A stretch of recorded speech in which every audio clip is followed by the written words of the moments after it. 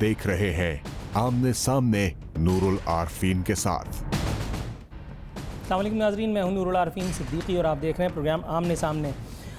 Week के आखिरी show के साथ पेश खिदमत है आज का प्रोग्राम। आज काफ़ी हैपनिंग्स हैं कराची से, पाकिस्तान से। चारों तरफ इस वक्त सियासी गहमा गहमी है। मियां नवाज शरीफ साहब ने, मरीम नवाज साहिबा ने पॉलिटिकल गैदरिंग से खिताब किया है। साथ ही साथ बिलावल भुट्टो जरदारी भी गरजे बरसे हैं। इमरान खान साहब को भी कराची की याद आ गई है। बड़ी हैपनिंग्स हो रही हैं। मेरे साथ इस वक्त शो में मौजूद होंगे राना अरशद साहब, पाकिस्तान मुस्लिम लीग नवाज से इनका ताल्लुक़ है। शौकत बसरा साहब, पाकिस्तान पीपल्स पार्टी के तर्जुमान। फयाजुल हसन चौहान साहब, PTI से इनका ताल्लुक़ है, हमारे साथ इस शो में मौजूद होंगे। बग़ैर किसी लंबे चौड़े इंट्रो में पड़े मैं जाऊँगा शौकत बसरा साहब के पास। आज के शो का पहला सवाल, शौकत बसरा साहब, अस्सलाम वालेकुम। वालेकुम सलाम नूरुल आरफीन। सर कैसे मिजाज हैं आपके? बहुत अल्लाह का करम है। अच्छा सर, आपकी शिकायत जब आपके साथ शो कर रहे थे जरा हालात जरा पतले हो जाते हैं। चले आपकी ये शिकायत दूर किए देते हैं। सर बिलावल भुट्टो जरदारी साहब आज काफ़ी गरजे बरसे हैं। फरमाते हैं नवाज शरीफ साहब साजिशी हो सकते हैं लेकिन इनकलाबी नहीं। ये नवाज शरीफ साजिशी उस वक्त क्यों हुए हैं जब आपको उनसे काम नहीं है? जब काम होता है तो COD भी साइन होता है, जब काम होता है तो जमहूरियत की रागनी भी अलापी जा रही होती है। क्या वजह है? नूरुल आरफीन, पहली बात तो इसमें कतई कोई शक नहीं है कि नवाज शरीफ के सियासत में जो पैदाइश या जो जन्म है वो ही एक साजिश के ज़रिए हुआ कि जनरल जिलानी के ये गमले में उगे, फिर वो ज़िया-उल हक ने इनको पाला पोसा बड़ा किया। और 40 साल में पाकिस्तान की सियासत में जितनी भी हुकूमतें गईं या आईं उनमें इनकी साजिशों का हिस्सा रहा। मैं कहाँ से शुरू करूँ और कहाँ से ख़त्म करूँ, एक लंबी कहानी है। लेकिन पाकिस्तान में सियासत में लूटमार हो, छांगा मांगा की सियासत हो, यहाँ पर कत्ल गारत की सियासत हो, ये शरीफों का वतीरा रहा है। और अभी बाकी को तो छोड़ दें, ये पिछले 5 साल पाकिस्तान पीपल्स पार्टी के साथ COD किया। और हमने तो हमेशा पाकिस्तान पीपल्स पार्टी ने आप पे, हम इंसान हैं, गलतियाँ हो सकती हैं, कोई भी इल्ज़ाम हम पे लगा सकते हैं आप, लेकिन हमने आइन के साथ कभी दगा नहीं किया। हम जमहूरियत के साथ खड़े रहे, पार्लियामेंट के साथ खड़े रहे, इदारों के साथ कभी हमने खिलवाड़ नहीं किया। लेकिन मियां नवाज शरीफ तो पुराने कारीगर हैं। पिछली असम्बली में काला पेंट को टाई पहन कर राना अरशद साहब से इस पर कमेंट ले लेते हैं। राना साहब अस्सलाम वालेकुम। मेमो गेट में और फिर सैयद यूसुफ गिलानी साहब के खिलाफ कहते थे। राना अरशद साहब, आपको मेरी ऑडियो आ रही है सर? जी आ रही है, आपकी आवाज आ रही है। अच्छा राना साहब, सर ये मुझे बताइएगा कि एक तो नवाज शरीफ साहब के हवाले से ये जो इन्होंने एक फप्ती कसी है, इसको काइंडली आप रिस्पॉन्ड कर दें। और दूसरा मुझे ये बता दीजिए कि इमरान खान साहब और जरदारी साहब दोनों अवाम को धोखा दे रहे हैं, ये बात बताइए मुझे नवाज शरीफ साहब ने। आपके ख्याल में अवाम पाकिस्तान इस बात का यकीन क्यों कर लें सर? जी बिस्मिल्लाहिर्रहमानिर्रहीम। मैं आपका इंतहाई मशकूर हूँ।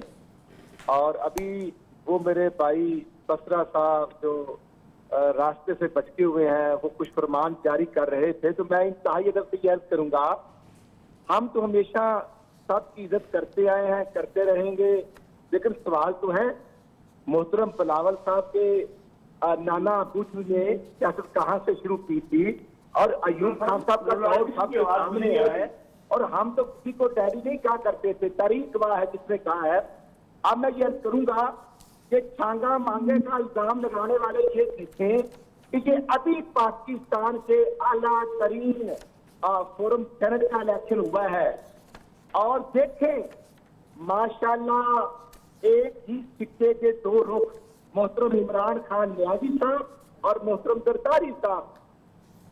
खान साहब फरमाते थे कि सिंध की एक बीमारी मोहतरम जरदारी, और खान जरदारी साहब फरमाते थे कि जाली पठान। अब इशू ये है कि ये बलूचिस्तान में एक संजवानी के घर कैसे वहां पहुंचते हैं, कौन रास्ता दिखाता है, क्या मकासद है उस रास्ते, ये सवालिया निशान है। आज ये कौम को बिल्कुल एक्सपोज हो गए हैं कि कभी ये मार रोड पर 17 जनवरी को जलसा करते हैं और लाखों खाली कुर्सियों से खिताब करके एक्सपोज होते हैं, कभी ये सीपैक मंसूबे के रोकने की बात करते हैं। आज नवाज शरीफ साहब ने हमारे जिला साहब ने अल्हम्दुलिल्लाह सांगला हिल में खिताब किया और जो खिताब नवाज शरीफ साहब ने किया वो एक सवालिया निशान है कि वो मोहतरम सरकारी साहब, मैं समझता हूँ कि राना अरशद साहब, सर आपकी ऑडियो थोड़ी डिस्टर्ब हो रही है, आपकी ऑडियो को जरा बेहतर कर लेते हैं जब तक मैं फैयाज साहब से बात कर लूं। फैयाज साहब अस्सलाम वालेकुम।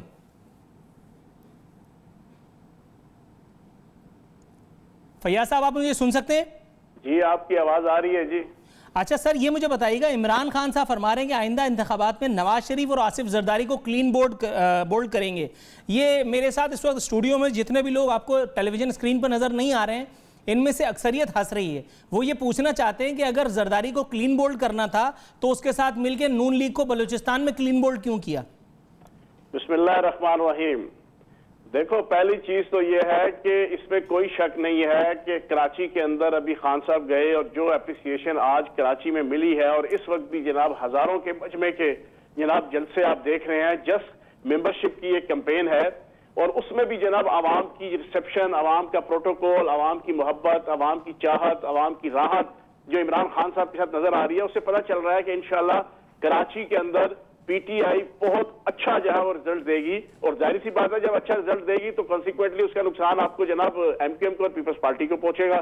दूसरी चीज, नून लीग का आलम यह है कि इस वक्त सिटिंग 6 एमएनए शामिल हो चुके हैं पिछले 10 दिनों में, और तकरीबन 10 से 15 सिटिंग एमएनए अगले 10-15 दिन में शामिल हो रहे हैं, और तकरीबन 40 से 50 सिटिंग एमपीए मुलाकातें कर चुके हैं खान साहब से और जहांगीर तरीन साहब से और शाह महमूद कुरैशी साहब से, और वो शामिल होने को तैयार बैठे हैं। खान साहब बिल्कुल ठीक कह रहे हैं, हम इनको क्लीन स्वीप भी करेंगे, क्लीन बोल्ड भी करेंगे और सियासत के मैदान में इनको मात भी करेंगे। इसमें कोई जो है वो हंसने वाली बात नहीं है। सारी दुनिया देख रही है, इस वक्त सबसे पॉपुलर पार्टी पीटीआई और इमरान खान की क़यादत आपको नजर आ रही है पूरे पाकिस्तान में। राइट। अच्छा शौकत बसरा साहब, सर ये मुझे बताइएगा, 2-3 चीज़ें हैं आपके ख्याल में इस वक्त जो कौमी सियासत जिस रुख पे चल रही है, इसमें किस पार्टी का? जाहिर है कि मैं अगर आपसे पूछूंगा तो आपका जवाब पाकिस्तान पीपल्स पार्टी ही होगा, लेकिन खुर्शीद शाह साहब को ये अचानक क्या सूझी कि उन्होंने एक लतीफ़ा सुना दिया। उन्होंने कहा कि जी तहरीक इंसाफ के साथ मुमकिना तौर पर हमारी सीट एडजस्टमेंट इंतखाबात में हो सकती है। तहरीक इंसाफ के साथ जो एडजस्टमेंट आपने करनी थी उसका सबूत तो बलूचिस्तान में दे दिया, फिर ये शगुफ़ा सुनाने की क्या ज़रूरत थी? नूरुल आरिफीन, बात यह है कि सियासत में कोई चीज़ हरफ़े आखिर नहीं है और कोई चीज़ नामुमकिन नहीं है, बल्कि नामुमकिन का लफ्ज़ तो वैसे वो बेवकूफ़ों की डिक्शनरी में तो हो सकता है, अक्लमंदों की डिक्शनरी में नहीं हो सकता। ये अक्लमंद इन्वर्टेड कॉमास में रहते हैं। अगर आप तो नूरुल आरिफीन, बात यह है कि सियासत में आपको 2 कदम आगे भी जाना पड़ता है, 10 कदम पीछे बैठना पड़ता है। ये तो नहीं होता कि आमरों की तरह, डिक्टेटरों की तरह लाइन लगा दी और कोई लाइन क्रॉस नहीं कर सकता। तो अभी तो इलेक्शन, जाहिर है कि अभी सेनेट का एक इलेक्शन आया और खान साहब चूँकि एक्सट्रीम पोजीशन ले जाते हैं। मैं हमेशा ये कहता हूँ कि सियासतदान के अंदर लचक होनी चाहिए। खान साहब की एक्सट्रीम पोजीशन का नुकसान भी मैं समझता हूँ नहीं हो रहा है, जो अभी आप फैजल चौहान साहब को कह रहे थे, भाई हमें गालियाँ भी देते रहे, आज भी गालियाँ दे रहे हैं, फिर वोट हमें दे देते हैं, आपको पता है सेनेट में। तो सियासत में समझता हूँ कि अभी ये जो मई का महीना है, अप्रैल और मई का महीना, इसमें बहुत डिसाइसिव महीने हैं ये, जिसमें मियाँ नवाज शरीफ जो है उनकी लूट मार का फैसला हो जाएगा। और मुझे वाजिद ज़िया के बयान के बाद अडयाला जेल में और मियाँ शरीफ ख़ानदान में फासला बहुत कम रह गया है, बल्कि ये मैं कहूँ कि वो पुलिस वैन में सवार हो गया ये ख़ानदान, तो ये गलती नहीं होगी क्योंकि उनके पास कोई शहादत नहीं है, कोई सबूत नहीं है। इसलिए अभी कहना कबल अज़ वक्त है कि किस पार्टी का इत्तेहाद होगा, किसका नहीं होगा। एक बात तयशुदा है, हम नवाज शरीफ के साथ बिल्कुल नहीं जाना चाहते। नवाज शरीफ को हम समझते हैं कि ये पाकिस्तानी अदारों के लिए ज़हर कातिल है, ये फौज और अदलिया के खिलाफ जो जुबान इस्तेमाल कर रहे हैं वो मोदी से। सर वैसे अगर आप कता कलामी की मुझे गुंजाइश निकालने दें, राना अरशद साहब, सर आपको मेरी आवाज़ अब साफ आ रही है? जी बिल्कुल आ रही है सर। ये इस सदी का इस सदी का कितना खूबसूरत लतीफ़ा इन्होंने मुझे सुनाया। शौकत बसरा साहब ने पाकिस्तानी इदारों को बाकायदा डिफेंड कर रहे हैं। आपको ये बात सुनने के बाद आपने अपनी हंसी किस तरह जब्त की? क्योंकि आसिफ अली जरदारी साहब पाकिस्तानी इदारों को ही ललकार के फिर वो कैद तन्हाई में मेरे ख्याल है अपने तौर पर चले गए थे। कैसा लग रहा है आपको ये स्टेटमेंट सुन के? नूरुल आसिफ, मैं सिर्फ ये अर्ज करूंगा कि मोहतरम जरदारी साहब ने 2 साल पहले एक सारे की जाने की बात की, फिर उन्हें 2 साल छोड़कर इलाका गैर में चले गए, कहीं तो कहीं अमेरिका, कहीं पेरिस में एंजॉय करते रहे। और फिर इंटरनेशनल लेवल पर मेरे सामाजिक प्रोग्राम मैंने शुरू किया और उसके बाद इसकी बात साबित कर रहे हैं। मैं समझता हूँ कि ये करप्शन का मंबा और मोती दरवाजे में फरमाते हैं सरकारी साहब से देखा मैंने बलूचिस्तान में हुकूमत कैसे खत्म कर दी। मैं अर्ज करना चाहता हूँ कि सरकारी साहब के दौर में 20 घंटे की लोड शेडिंग परवेज मुशर्रफ का तोहफा और सरकारी साहब के दौर में ही आप देखें कभी चाइना कटन का गिफ्ट देते हैं, हर में मासूम बच्चे अल्लाह को प्यारे हो जाते हैं और फिर मैं समझता हूँ कि अब इज्जत बड़ी होते हैं जनाब सरकारी साहब और ऐसी खिदमत पर मामूर हो गए हैं कि उन्होंने सत्यानाश कर दिया। आप देख रहे हैं कि नजर गोदर साहब वो इनकी टीम जो है पीटीआई वहां पर पहुंच चुके हैं। राना अशरफ साहब सर मेरे साथ रहिएगा, यहाँ ब्रेक का वक्त हो रहा है, लेकिन ब्रेक पर जाने से पहले 1 मिनट का वक्त मेरे पास है। तो हसन चौहान साहब से एक जिमनी सवाल मैं कर लूं सर।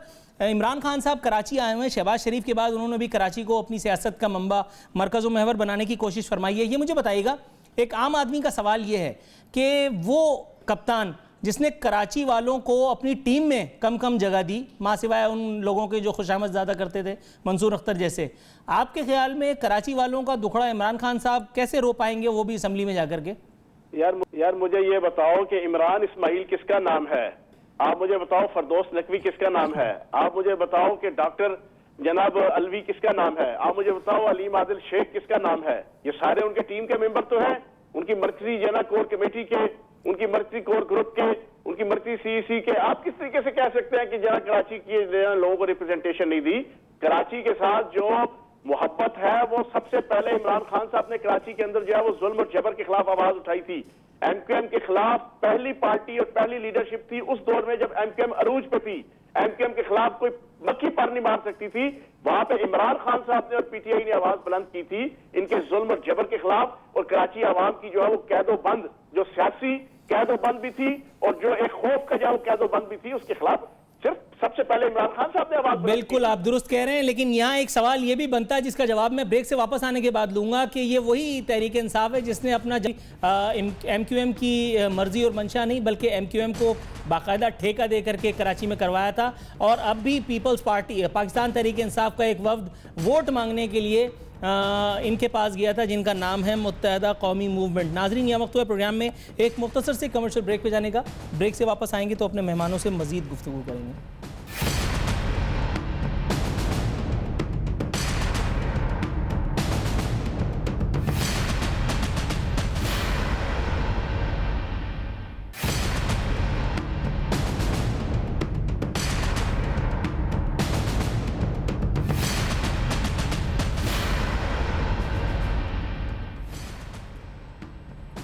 वेलकम बैक नाजरीन। बदस्तूर हमारे मेहमान हमारे साथ मौजूद हैं। शौकत बसरा साहब, बिलावल साहब ने एक और काबिल एतराज़ बात कर दी है। फरमा रहे हैं दूसरों को करप्ट करने वाले इमरान खान की अपनी जमात के वज़ीर आला पर करप्शन के इल्ज़ामात हैं। सर, करप्शन के इल्ज़ामात की अगर हम बात करें तो कुर्रे अर्ज़ पर इतने इल्ज़ामात किसी और पार्टी पर नहीं लगे जितने पीपल्स पार्टी अपने ताज में सजाए बैठी है। एक शख्सियत का मैं नाम लूँगा और तमाम बुत ज़मीन बोस हो जाएंगे, डॉक्टर आसिम। 460 अरब, क्या कहेंगे सर ये दूसरों को शीशे के घर में बैठ के दूसरों के घरों पे पत्थर उछालने की आदत को?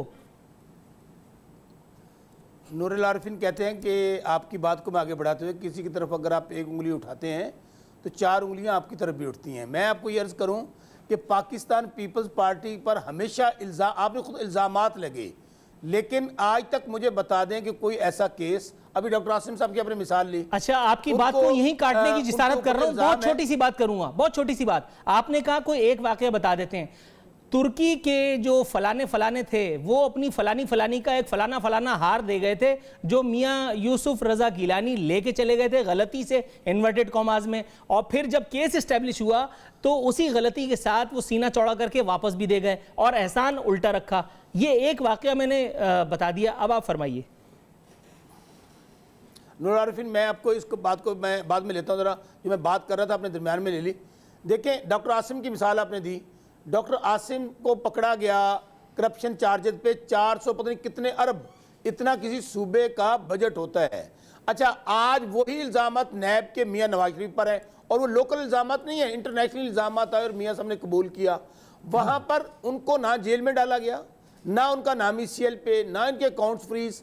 अब डॉक्टर आसिम साहब, आज भी उन पे इल्ज़ाम है, केस साबित नहीं हुआ। शर्जील मेमन साहब पे इल्ज़ाम है, वो जेल में है, ECL पे भी हैं।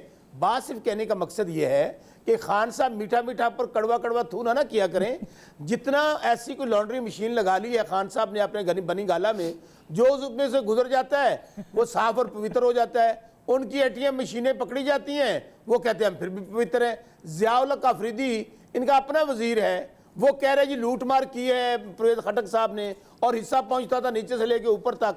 भाई बात हमने सिर्फ ये कही है कि वो आप जो शेर पढ़ रहे थे ना, ए शीश महल में रहने वालों हम पर पत्थर मत फेंको, जब ये पत्थर वापस पलटेंगे तो शीश महल का क्या होगा।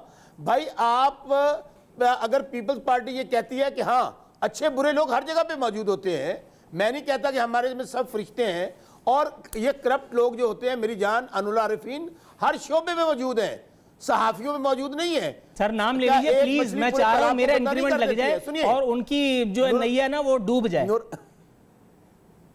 नूरुल आरिफीन, ये अब मैं नाम ले देता हूं, अब्सार आलम कौन है, इरफान सदीकी कौन है, ये अताउल्लाह कासमी कौन है, ये वो लोग। अच्छा अपनी तरफ की भी तो बताइए, सरकारी ओहदा कबूल कर। सर अपनी तरफ की भी तो बताएं, आप तो पुल के उस पार वालों की बातें कर रहे हैं सर तो ना बात सुन लो मेरी। अच्छा मुझे ये बताइए इन पे क्या क्या इल्जाम नहीं लगा। बात ये है कि अच्छे बुरे लोग, मैं कह रहा हूं अदलिया में भी होंगे जो जाहिर है जिन्होंने लोगों ने नजरिया जरूरत दिया, जिन्होंने PCO किताबें हलफ उठाए, फिर आप चलें आगे।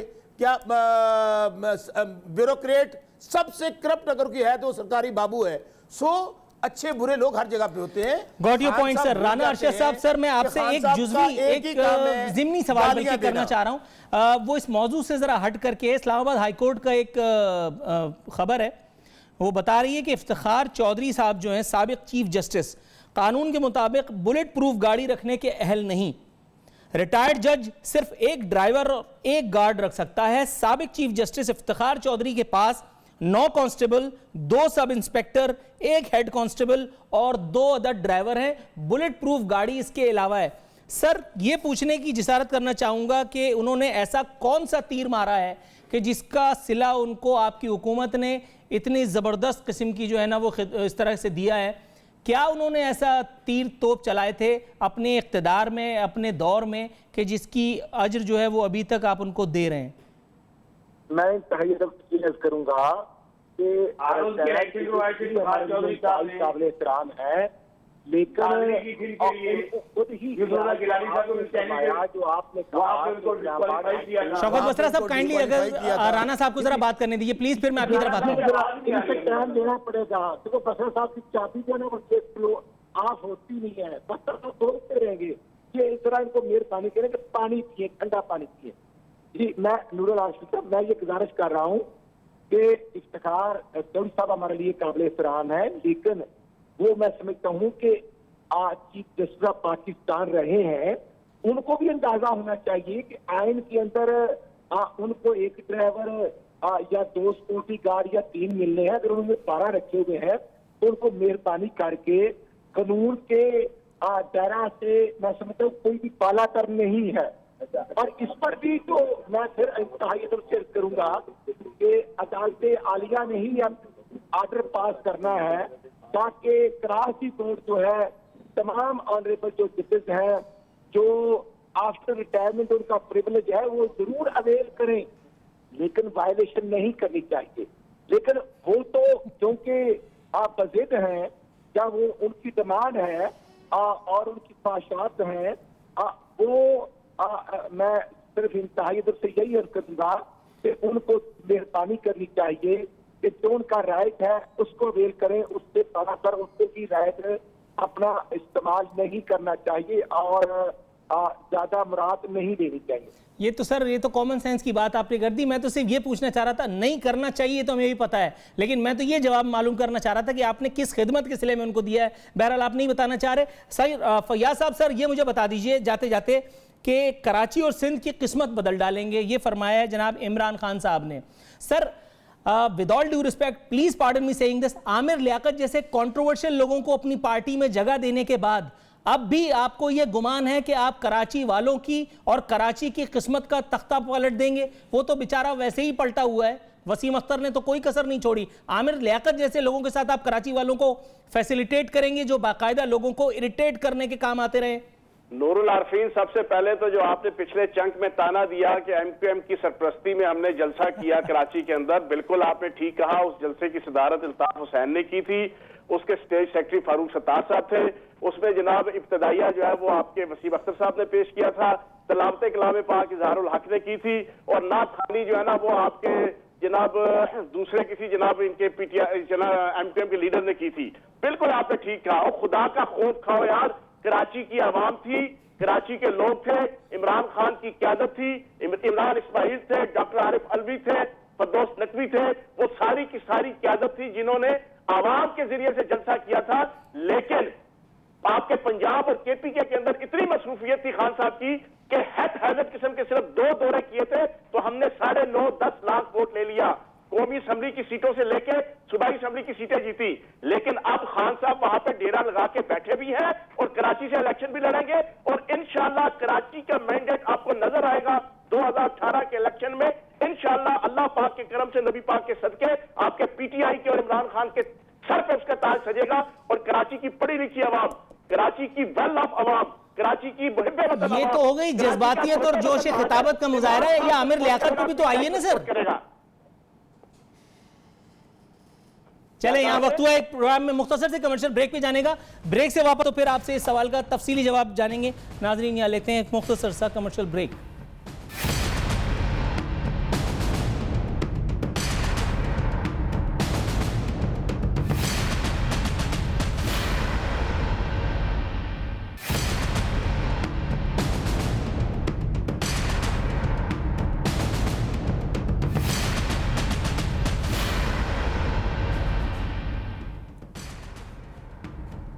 वेलकम बैक नाजरीन, इख्तितामी मरहले में दाखिल हो चुके हैं। राना अरशद साहब, सर ये मुझे बताइए, मियाँ साहब ने आज परवेज़ मुशर्रफ को बुज़दिली का ताना भी दे डाला है, इससे अवाम में बड़ी तशवीश की लहर दौड़ गई है।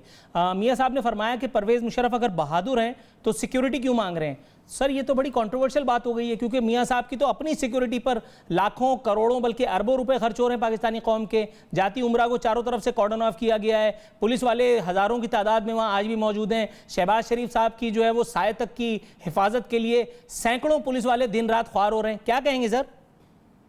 मैं सिर्फ इंतहाई अदब से ये अर्ज करूंगा कि परवेज मुशर्रफ साहब ने कौन सा कारनामा सर अंजाम दिया? वो 12 अक्टूबर 1999 को पाकिस्तान का अहम तोड़ते हैं। उसके बाद आप ये देखें कि वो कराची के अंदर 12 मई 2007 को कराची एयरपोर्ट पर पावन नाश्ते कराते हैं, और फिर आप देखें जामिया हफ्ता में किस तरह कराने पाक की बेगुरमती करते हैं, और फिर वो 3 नवंबर 2007 को दोबारा पाकिस्तान के अंदर इमरजेंसी लगाते हैं, और फिर मुक्का दिखाते दिखाते भाग कर दुबई में रेस्ट कर रहे हैं।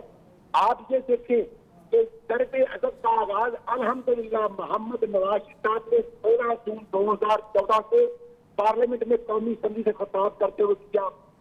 हुकूमत पाकिस्तान और अफवाज पाकिस्तान ने अल्हम्दुलिल्लाह हिम्मत और जुर्रत का मुजाहरा करके शुमाली वजीरिस्तान से लेकर पूरे पाकिस्तान में दहशतगर्दी का खात्मा किया, कराची में हालात पुरअमन किए, और नवाज शरीफ तो अल्हम्दुलिल्लाह मैं समझता हूँ कि 28 मई 1998 को भी पाकिस्तान को ऐसी ताकत बनाते हैं और अमेरिका की आंखों में आंखें डालते हैं। परवेज मुशर्रफ साहब को अमेरिका के कलर का फोन आता था, वो देर हो जाते थे, और फिर मैं ये माजर से कहूँगा कि वो आप तो आज पाकिस्तान मुस्लिम लीग के सदर बने बैठे हैं परवेज मुशर्रफ साहब। आए ना मैदान में, और पाकिस्तान के अंदर जो वो आग लगा के गए थे उसको फेस करें। आज आवाम का दुख अगर है तो वो नवाज शरीफ साहब को है।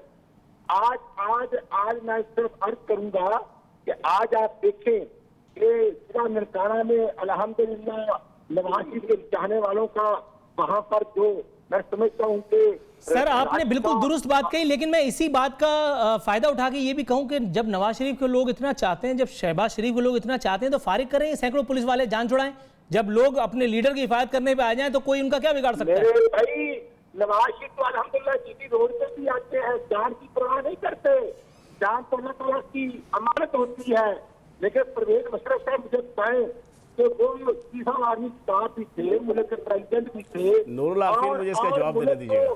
तोड़ने के बाद किस तरह उनकी सोच थी पूरी दुनिया को पता है, अरबों रुपए उनकी सोच के खर्च होते अच्छा थे। राना साहब, सर मैं आपसे रिक्वेस्ट करूंगा काइंडली मुझे फैयाजुल हसन चौहान साहब की तरफ जाने दीजिए, वो बड़ा बेकरार हो रहे हैं। सर नहीं, मैं आपको फुल टॉस बिल्कुल नहीं दूंगा, आपके लिए सवाल वही है। नहीं नहीं नहीं नहीं, हम नहीं खेल रहे, आपके लिए सवाल वही है आमिर लियाकत वाला। सर मुतनाज़े शख्सियात के साथ आप कराची फतह करने आए और आप कराची के लोगों को डिस्प्रिन की गोली दे करके और उनके पेट के दर्द का इलाज कर रहे हैं। हजरत ये कैसे होगा?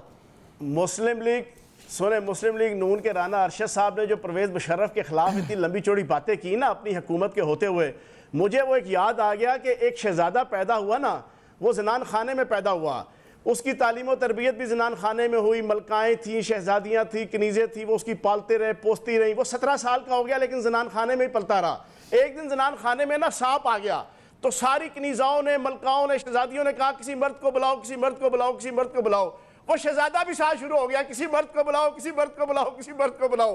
और खुदा के बंदो, FIA आपके पास है, इंटरपोल के जरिए से बुला लो परवेज मुशर्रफ को, आपकी IB आपके पास है, हुकूमत आपके पास दुरुस्त, है, आपने बिल्कुल 100% काम की बात की। ये इस लीग में वाहिद काम की बात है जो मुझे किसी ने बताई है। चलिए अब उस सवाल पे तो आइए जो मैंने पूछा था। और पूरी दुनिया को बेवकूफ बनाने लगे हो कि परवेज मुशर्रफ इधर चला गया, परवेज मुशर्रफ उधर चला गया। जनाबे वाला आपने भेजा है, आपने अपनी सरपरस्ती में भेजा दुरुस्त है सर। सर जनाब मन मेरे सवाल पे तो आइए। ये शहजादे की तरह जरा किसी मर्द को बुलाओ, किसी मर्द को बुलाओ वाली जो ना यहाँ पे गजल ना पड़े, लेकिन बेवकूफ ना बनाए। सर वो जो मर्द आपने शामिल किया अपने साथ, उसकी जस्टिफिकेशन तो कुछ दीजिए ना।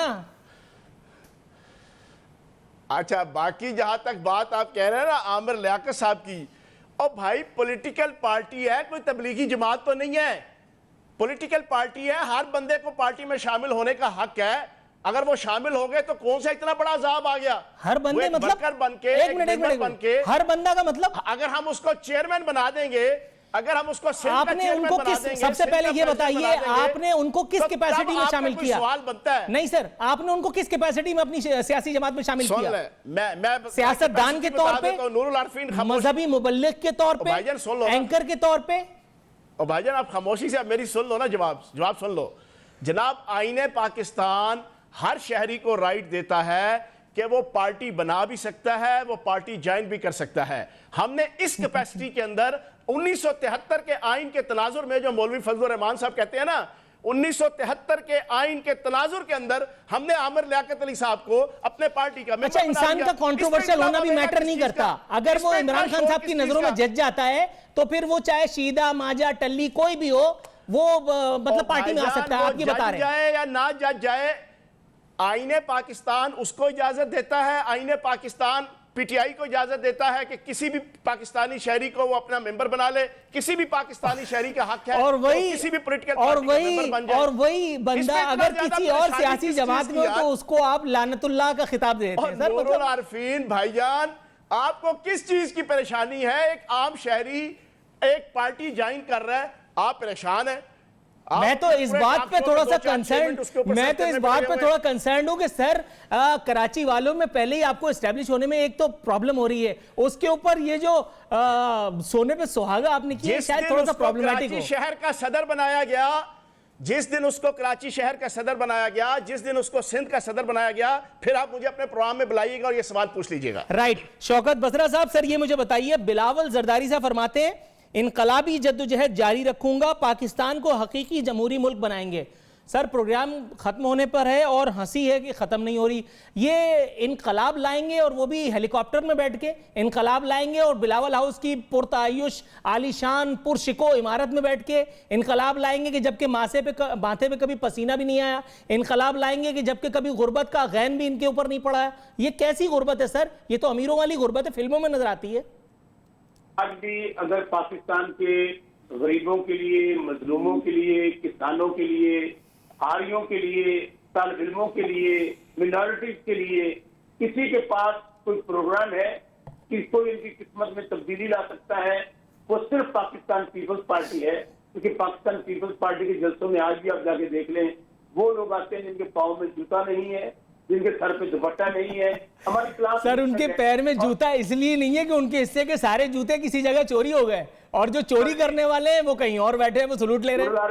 मेरी बात मुकम्मल कर लेने दे। और इंशाल्लाह बिलावल भुट्टो ही मैं समझता हूँ वाहिद पाकिस्तान के नौजवान लीडर हैं जो पाकिस्तानियों की उम्मीद है, क्योंकि ये शहीद जुल्फ़िकार अली भुट्टो के नवासे शहीद बीबी के बेटे हैं। इनका लीडर बनाए नहीं जाते, लीडर पैदा होते हैं। इंशाल्लाह आप देखेंगे कि बिलावल साहब इंशाल्लाह पाकिस्तान की तकदीर बदलेंगे और पाकिस्तान को भी चैलेंजेस का सामना है। वो अभी तो पाकिस्तान और भाई यार आसिफ जरदारी साहब के भी बेटे हैं यार, उनका भी बता दो। जरदारी साहब ने आपको काफी सबक सिखा दिया है। आपको ऐसे पीछे लगाए डब्बों को पीछे लगाते हैं तो आपके रूप में शर्मिंदगी निकल रही है चार साहब। इंशाल्लाह आने वाले दिनों में आप देखेंगे कि बाकी तो खान साहब को का इशारा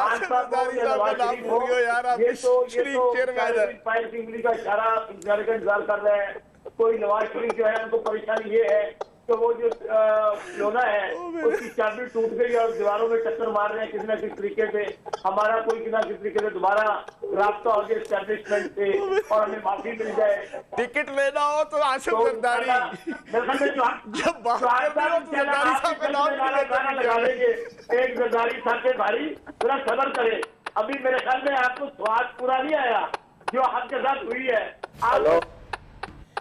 अच्छा नाजरीन, ये हंसी मजाक का सिलसिला तो ज़्यादा ही तवील होता चला जा रहा है, लेकिन यहाँ मुझे नवीद मुसर्रत सुनाई गई है कि इस हफ्ते का आखिरी प्रोग्राम समाप्त होता है, घर जाने का वक्त हुआ है, घर जाऊँगा, ज़रा चिल करूँगा 4 दिन, उसके बाद फिर किसी न किसी सियासतदान का आजमाने के लिए स्टूडियो में पहुँचेंगे। इसी के साथ नूरुल आरफीन और आमने सामने की टीम को इजाज़त दीजिए। फ़ी अमान अल्लाह।